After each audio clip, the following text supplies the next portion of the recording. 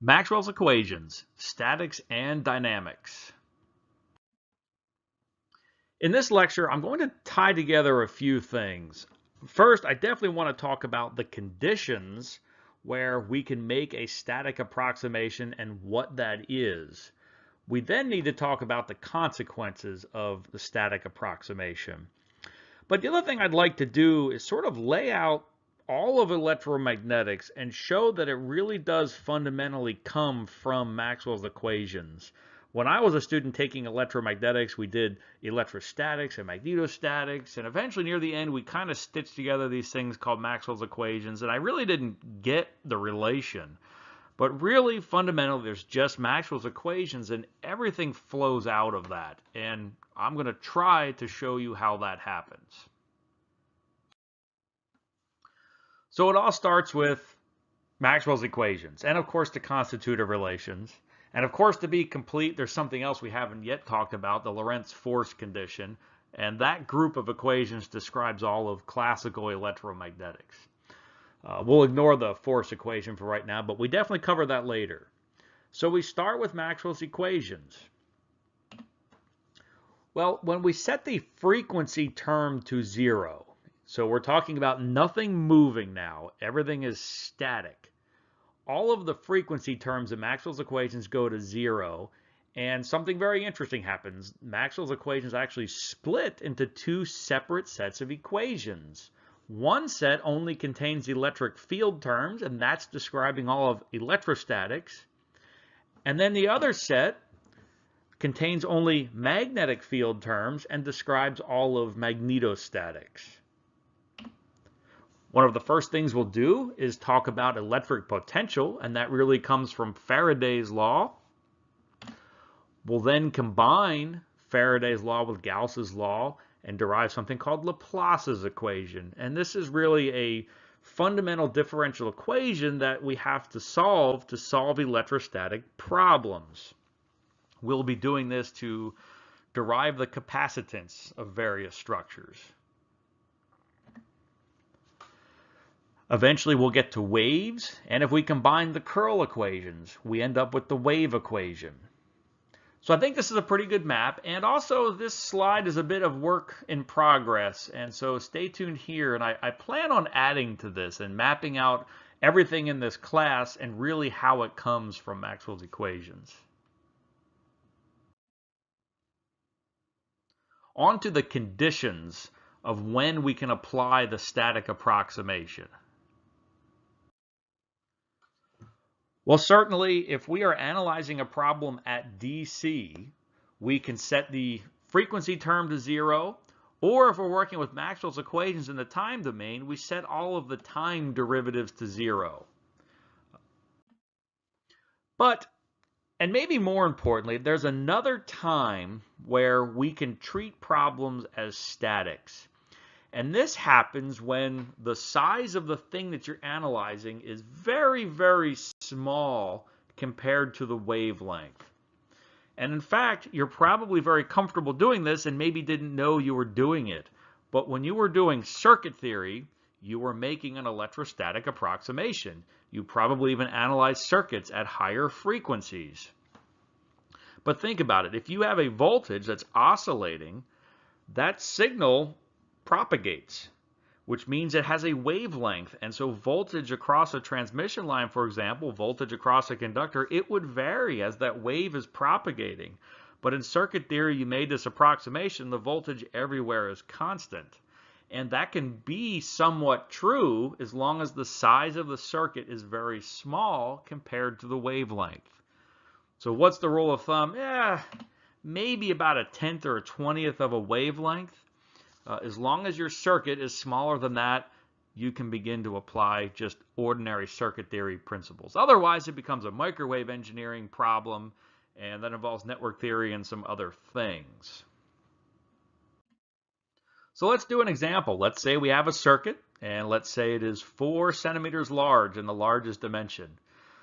What's the maximum frequency that you can apply ordinary circuit theory to this?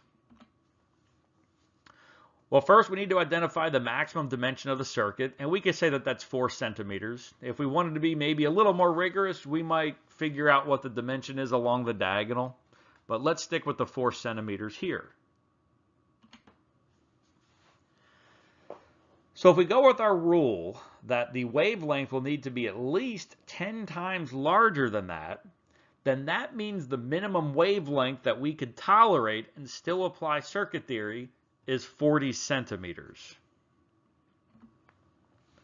We can then convert that to a frequency, speed of light divided by that minimum wavelength that we can tolerate, gives us the maximum frequency that we can tolerate, and that ends up being 750 megahertz.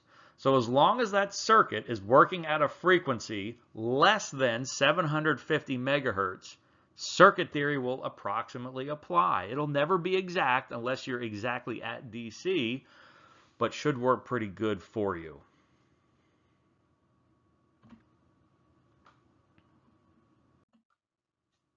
Okay, on to the consequences of making this static approximation.